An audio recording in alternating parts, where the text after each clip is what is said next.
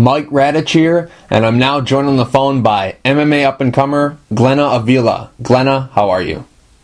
I'm doing great. Glena, you got a fight coming up this Saturday night at Dakota FC 15. How excited are you to be back fighting? We haven't seen you in a while. The last time you fought was back in October of last year. How excited are you to be back?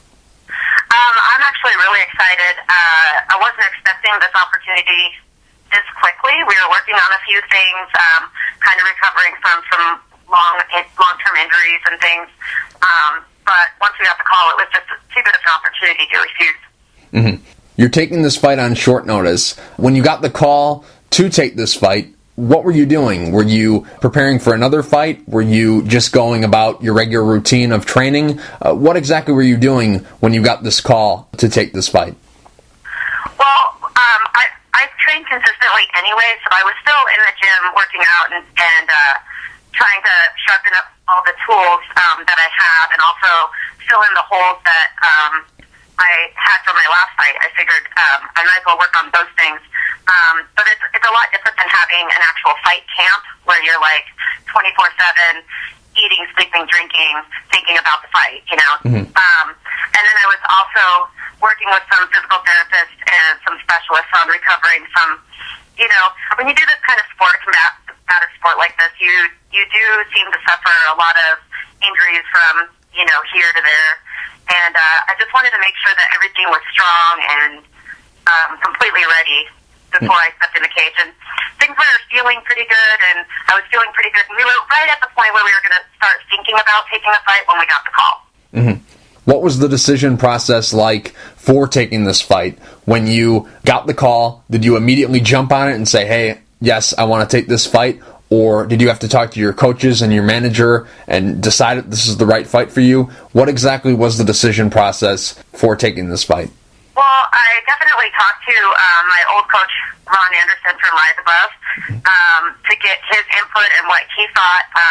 He's my trusted confidant and has gotten me this far in my career. So I really wanted to get his perspective and what he thought about the fight. And as soon as he said that it would be a great one for me and a great way for me to step back in, then I was on board 100%. I probably would have jumped at any fight at that point. I'm hungry and I'm ready to get back in there. Mm-hmm. Now you're going to be fighting Amber Stutzenberger. What are your thoughts about her as an opponent? I think that she's a very tough opponent. She's one that's pretty well-rounded.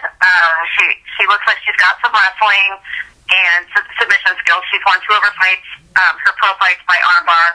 And also from what I can tell, she doesn't mind to stand and bang. So with an opponent like that, it's not one that you really that you spend a lot of time game planning for. You just kind of fight. You go in and you just fight it out. And I think it's going to be a great fight. I think we're pretty evenly matched, and you know, it's who's going to want it more. And I'll tell you what, I don't think it's possible that she can want it more than I do. Mm-hmm. Do you watch a lot of tape on, or a lot of film on the opponent that you're about to fight? And if so, how much have you watched on Amber? I do, actually. I spend a lot of time watching it, but at the same time, I don't bank too much on it, because I know myself, you don't want to get caught thinking that somebody's going to come out a specific way and then them change up their whole strategy.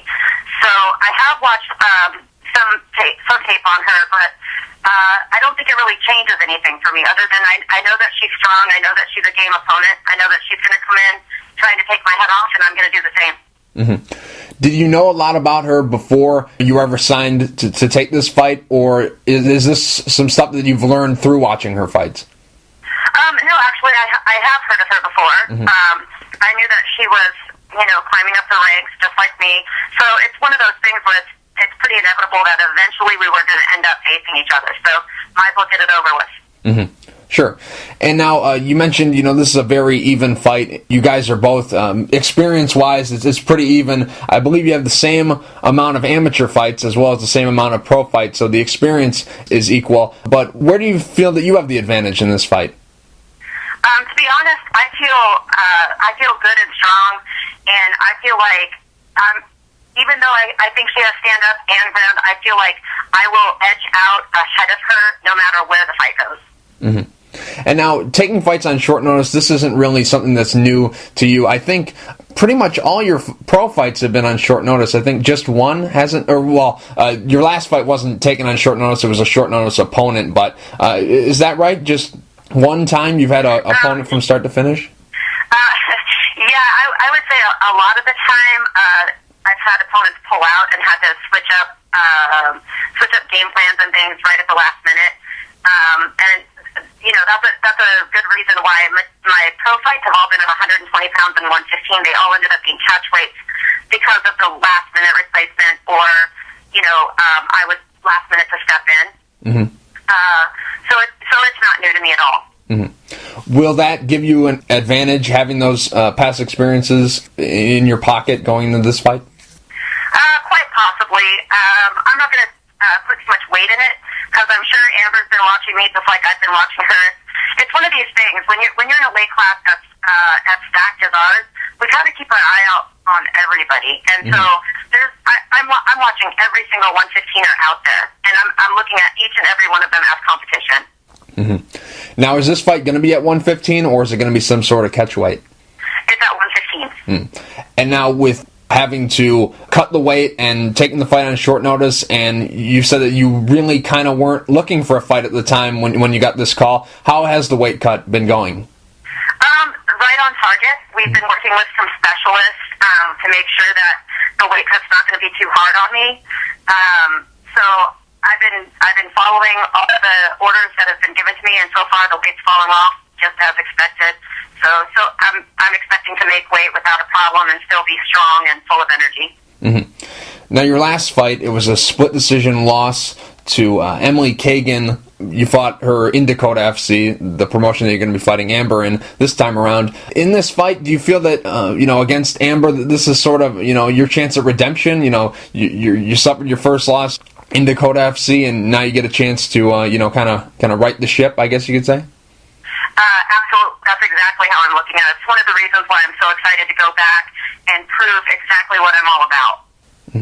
Now, in that fight against Emily Kagan, what went wrong for you? It was a close fight, split decision. I haven't seen some of the footage, but what I've heard is, it was a really competitive fight. What exactly went wrong for you there?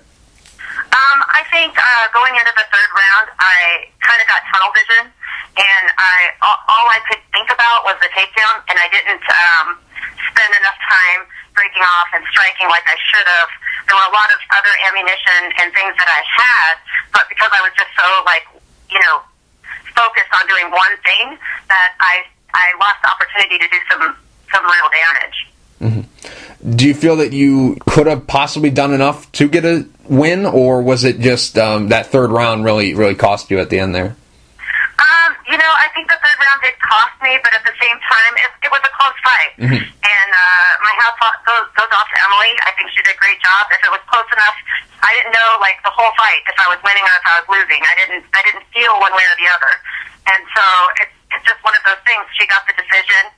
Every time us fighters go in the cage, we know that if it goes to decision, it's up to the judges to decide, and we just have to respect their decision. Mm-hmm. Now, this was your first loss in MMA, period, regardless of pro or amateur. How did you take it? I mean, obviously, no one ever wants to suffer a loss. Everyone wants to win, but, how did you take this loss? Did you take it, real hard? Like, it was, I don't want to be over-dramatic, but, it was like the end of the world, or did you take it kind of like as a learning experience? How did you take it after the decision? There's a couple things. The first thing is, I would never want to take a fight against somebody that I couldn't emotionally lose to. Mm-hmm. And what I mean by that is Emily Kagan is a very respected fighter, and I respect her. I respect her camp, and so losing to her didn't feel like traumatic. The hard part for me was more or less I had gone undefeated for so long that I did spend a little time mourning that title of being an undefeated fighter. Mm-hmm. I can no longer say that. And so I don't think there was a lot different. Every fight, even when I win, I look at myself and I try to see things that I can improve on. I'm on a constant quest to become better and better. And with that loss, it was no different. I was watching everything that I was doing. I was looking for things that I needed to fix, and I feel like I fixed those problems. Mm-hmm. Now that you have suffered a loss, is kind of a weight lifted on you that you don't have to worry about, having that undefeated record anymore? Now that you can just move on and not have to worry about, oh, hey, I want to keep my undefeated record intact. Is that something that's kind of been lifted off your shoulders a bit? Yeah, it is. It is nice to get that out of the way. I have a lot of kids. I used to teach a kids MMA program, and also I have a young daughter myself, and I feel like it was important for me to show them not only how to be a good winner, but also how to be a good loser. And that was a good opportunity for me to do that. So I am kind of glad that it's over with. I'm kind of glad that I have an opportunity to show people, yes, I can still be classy. It doesn't really matter. I'm out there to compete against the best, and it's the way it is. I'm just going to go out there and do the best that I can, and we'll see what happens. Mm-hmm.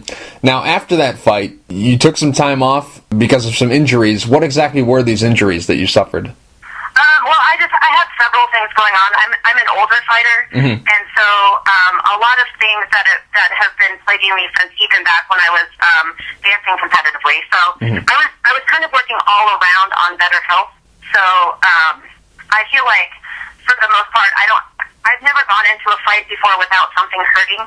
And at this point, I don't have anything hurting. I feel great. I feel strong. I feel energetic. So there's a good chance. You're going to see a whole new Glena Avila out there. Mm-hmm. After that fight against Emily, did you take some time off to kind of, just think about things, reevaluate stuff, or was it just, after that fight you had the injuries and that's why you took some time off? What exactly was going on during that time? Well, I had some personal issues that I was trying to sort out, so I wanted my emotional health to match my physical health, and then with that being said, I also had, I wanted to make sure that everything was going to be on target as far as healing properly and doing the right things. I want to be able to continue fighting for a very long time, and if I don't take care of this body, this is the only one I have, then my fight career is going to be short-lived. So I just have to take the necessary steps and be smart about it. Mm-hmm. How long were you not doing the full-out training? How long was it till you got back to doing a regular routine? Was it a couple months? Was it a couple weeks? What exactly was the time frame from when that last fight happened to when you were getting back to a regular routine of training every day? It was a few months. I took a few months off, spent some time with my daughter, my family, which was nice. It was nice for me to be able to regroup and have that. And now I'm back and 100% focused and ready to go. Mm-hmm. I saw an article, I think it was back in February, it might have been January, but you said when you got everything back to normal, your health, all that stuff, you were open to fighting Jordan Gaza or Paige Van Zandt. Now that everything's back to normal and you're back healthy and you're fighting again, of course not looking past Amber at all, but are those still a couple fighters that you're interested in fighting? Or, like you said earlier, are you just basically, you said you watch everybody, are you just basically open to anybody right now? Yeah, well, of course I have to leave it up to my coaches and my team to kind of make the decisions for me, but overall, yeah, I kind of look at everybody as competition. The article that you're speaking of was basically talking about the age gap between me and some other fighters. Right. And would I be open to fighting people that much younger? And the answer is yes, and I really don't see a difference. We're all professional athletes. If our records are close enough and matching and we look like a good matchup, then of course I'm down to fight. Mm-hmm. It's a good thing you brought up the age thing because I want to talk about that. Is there a possibility that, you could be at an advantage being older in a way? I know it sounds kind of weird, but could you be at an advantage because, you're a grown woman? Some of these, Paige and Jordan Gaza, they're, teenagers, young girls. Is there a possibility that the advantage could be, with you, not so much as being with the youth? I honestly think that we both have advantages depending on how you look at it. There's definitely a lot to be said for the younger fighters, for their energy level, and they're out to bring it. You watch Paige's fights; she doesn't back down from anything. Jordan's always game, So they have an advantage on that end, and I do feel like for me, as far as the age factor, I have different life experiences, and I feel like I have patience and other things going for me, which definitely benefit me. Mm-hmm. 2013, you're healthy again, you're back fighting, you have this fight coming up. How many fights, realistically, are you hoping for to get in this year? I would like to be active all the time. So, to me, the way I feel, the more fights, the better. But again, I have to leave that in the hands of my team of coaches and the people that are kind of handling my career for me at this point. I don't want to do it, get overzealous and end up causing myself some other issues in the long run. So, but yeah, my personality is I'm down to go for it, like whenever. You can't take big wins without big chances. Mm-hmm. Now, I'm just curious, why did you decide to fight at 115? During your amateur days, you fought at 125. You also mentioned during some of your pro fights, you fought at 120. Why 115? Is it because this weight class is just so stacked and there's so many opportunities? There's so many great fighters in this weight class. I mean, I could go through a list of 20 really good girls in this weight class. Is it that because the competition is there, or is it because 125? Maybe you're a little undersized for that weight class. What exactly has led you to 115? Well, actually, 125 is a lot bigger than my regular size. That's true. 115 is. I fought at 115 a few times before, and that's the weight I feel the most comfortable at. I do a slight weight cut and usually right on target still, feel strong and healthy, and I feel like that's the best weight class for me. Mm-hmm. Right now, Invicta is doing great things with all women's divisions, not just 115, but all the women's divisions. Bellator, they're doing great things with 115. They've got a lot of good fighters there. Felice Herrig, Jessica Aguilar, Patricia Vodanik, they've got a lot of great fighters there. XFC, they've also got a lot of good 115ers. Have you heard from any of these organizations at all? Yeah, there's been a little talk back and forth. Of course, back then we were dealing with some, injury issues, things, and I wasn't training like I should have been. But yeah, I'm still open to offers at this point. Gonna get through this fight, hopefully make a statement, and then I'm hoping the calls come in. Mm-hmm. Do you have a preference between the three, or is it just you're gonna leave it up to your coaches? I would leave it up to my coaches, but to be honest, they're all so great. They all have great, in my division, they all have, fantastic fighters. So it's kind of hard to pick one over the other, because there are definitely fighters in all of those promotions that I would be excited to fight. Mm-hmm. I'm just curious, why hasn't Invicta, come and called you? Because I believe Janet Martin was with Black Eye Promotions, and that's the organization you made your debut with. I'm not 100% sure on that, but what's going on with Invicta? Have they talked to you and it was just bad timing, because you were going through some personal stuff and the injuries and all that? Was it just that, or have you not? That is basically, yes, that's exactly right. We did hear from them a while ago, and yeah, I was having a lot of physical issues and also personal issues that there was no way that I was going to be able to focus on something that big and really do good by them. When you get signed to a big organization like that, you want to be able to really put on a show, and there's no way that I would have been equipped to do that. Mm-hmm. Now, Jordan Gaza, she's the fighter that you're filling in for. She was supposed to fight Amber Stutzenberger on this card. Going into this fight, the rumor was whoever won between Amber and Jordan would get a call to Invicta. Now that you're in there and, a comparable record to Amber, and if you put on a good show, do you feel that a win over her should get you that call? Well, I'm hoping so. There's no guarantee for anything like that, but sure. I do hope that I put on a good enough show that I raise some eyebrows and get some calls. Let's put it that way. Mm-hmm. Now, with taking this fight on short notice, what does your training look like leading up to this fight? Cardio. Mm-hmm. Sure. And earlier you mentioned your former coach over at Rise Above MMA. Are you not training there anymore? Oh, I am, but I've also filled in time. Portland, Oregon is kind of the mecca of MMA here, and I've had the opportunity to talk to coaches all over, including Phil Todd over at Sports Lab, who's kind of not just helped me as far as rehabbing injuries, but also helped me emotionally think of myself different, not just as a fighter, but as a world-class athlete, as he put it. That you have to have a different train of thought, and so that's been a a really big help to me, and big shout out to Sports Lab, and they've got great supply of fighters coming out of there as well. Mm-hmm. I was just going to mention Sports Labs and Team Quest. You mentioned that you trained at Sports Lab. Do you do any other training outside of Rise Above or Sports Labs? Have you gone to Team Quest? Have you gone to other states to train? Maybe not for this camp, but just throughout your career. Yeah, I've had the opportunity to train with a lot of different people. I went up to Yakima MMA and got to spend some time with Misha Tate. I've got to work with Liz McCarthy. She's at Team One, formerly Team Quest, but now known as Team One, I believe. She's fought on Invicta 105, great fighter.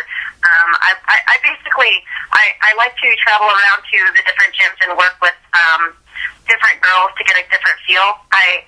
Rise Above has kind of been my home lately, who's been helping me kind of put everything together for this particular camp. And but I do go everywhere. Recently got to work with Julia Payne out at Bridgetown MMA. There's just a plethora of great gyms here in Portland. So I'm so blessed to have the opportunity to go to all these different places. Mm-hmm. Now, earlier we talked a little bit about your age. You are 37. You are a little bit older than the average, 2-1 pro fighter. Realistically, how long do you see yourself fighting? Do you see yourself putting, a 10, 11-year career in, kind of doing the Randy Couture thing, fighting into your, mid to late 40s? Do you see yourself doing that? It's possible. Anything's possible. And I'm right now I'm refusing to put a cap on it. Mm-hmm. When I started, I didn't even realize this was going to be a career, and it's kind of formed, it's taken on a life of its own, and I'm just going with it. And, there might come a time when I say, you know what, I don't really want to spend, every second in the gym anymore. And that'll be fine too, but right now it's working for me. I love to work out, I love to train, I love to compete. I love showing my daughter all the things that I can show her that I've learned from the sport. I've met some incredible people, developed lifetime friendships, and I'm just not going to, say, I'm this old, and so that means I need to stop by this time or whatever. At some point, that might be the decision, but until my body says that, then I'm just going to keep going. Mm-hmm. Do you work another job, or are you a full-time fighter? Right now, I'm a full-time fighter. Mm-hmm. I kind of bounce back and forth. Sometimes I do some coaching on the side. I used to work teaching a children's MMA class and also women's kickboxing and women's fist classes. So I do work here and there. Just depends on where I'm at, and what I'm doing. Mm-hmm. Are you married? No. No. I thought you were married. Or maybe you were dating. I can't remember the guy. I thought you were. You might be talking about Stephen Valentine. Is he Northwest Fight Scene? Is that the guy? Yes. Yes. Yeah. Oh, yes. What happened to him? We're still together. Okay. We are not married yet. Okay. Engaged? Well, I'm kind of a handful. Let's put it that way. He's got a lot of his hands taking care of me. Living together?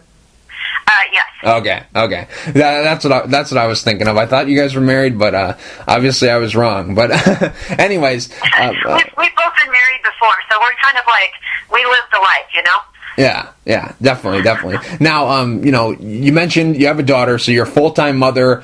You have the training and the fighting and all that. How do you manage your time? We just make it work. We just make it work, whether the will or the way. And a lot of times I'm scrambling, but I just get through it. Mm-hmm. I see.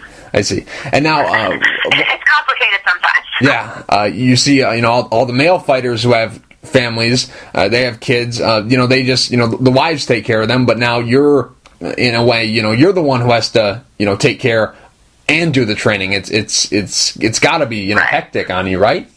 Especially. It is, but I'm lucky to have Steven at home, who he does a lot for me. A lot of times I'll spend the whole day training, and I'll come home to a really healthy home cooked meal, and he's the one that's there that tells me that the ice bath isn't going to kill me. I'm not going to get hypothermic and die. He's the one that hugs me and congratulates me when I win, and he's the one that picks me back up when I lose and wipes the tears and says, let's keep going. And he's been in the sport much longer than I have, covering stories for probably well over 10 years. So he knows exactly what I'm up against, and it's nice to have the support at home. Somebody that actually understands what it is I'm doing and why I have a passion for this. Mm-hmm. When you have to go out and travel for fights, do your parents watch your daughter while you're away, or does he stay home? Actually, she goes to her dad's house. Oh, I see. Okay. Now, one thing I wanted to mention was your documentary that's going to be coming out. It's called Fight Dreams. When exactly will that be released, and is this going to be a straight-to-DVD release, or is it going to be shown at some sort of film festival or something like that? It's actually going to be submitted to the Sundance Film Festival this summer, as well as several other festivals. Expecting it to kind of go big. I haven't personally seen it, so he filmed me for over 2 years, and that was a while ago. But from what I understand, it's a pretty emotional journey because it follows everything everything that kind of goes on while you're trying to make it in the sport, and it's not easy or everybody be doing it, Mm-hmm. Now, how did this project all come together? Did you reach out to them, or did they come to you? How exactly did it all come together? Actually, it's kind of a funny story. I was carrying on my normal life. I worked at a veterans facility in the Delta, and one of my boss's daughters worked for the producer, and where they were doing a local TV show. And she had an idea to bring me on the show to interview me. So while I came onto the show and was being interviewed, the producer of that show thought it was such an extraordinary story that he had approached me and asked me if I'd be interested in doing a project. And at the time, the project was just going to be following me through my next amateur fight. And so he had kind of followed me through that, and there were so many things that had gone on in between that he just wanted to keep filming, and he just kept going. And like I said, ended up following me for 2 years, and a lot of things happened during that time. And I've seen little clips here and there where I'm like, oh yeah, I forgot about that, or whatever. But it sounds pretty incredible. When I'm standing there, hearing about it, I'm like, I can't believe that was me, and I can't believe that I made it through that.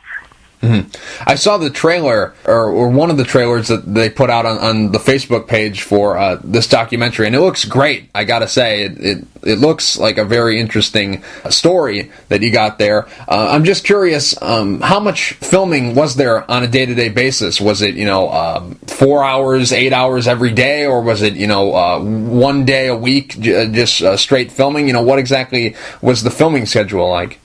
It varied quite a bit, to be honest. There were times when we didn't talk for a couple of days. There was just nothing really going on. And then there were times when he'd film me for blocks together, long periods of time, because there was just a lot of things. Obviously, like cut time. He traveled with me when I went out of state for fights. He followed me cutting weight. He followed me, even so much as like paying bills or doing like normal day-to-day things. At the time, I was going through a really rough court situation, which I'm not going to get too much into, but watch the movie, you'll see some big things that happened in my life during that time, and it was very emotional time for me. I don't want to dig too deep into the story, like you said. Watch the movie, but during that time, watching the trailer, it looked like a pretty intense time. Are things better now than then, and if so, how much? Yeah, things are a lot better now. Things have calmed down. I've got through, the stuff that I had to get through. Made peace with some losses that I had to deal with. Just realizing that sometimes you have to sacrifice a whole lot in pursuit of a dream, and that's okay too.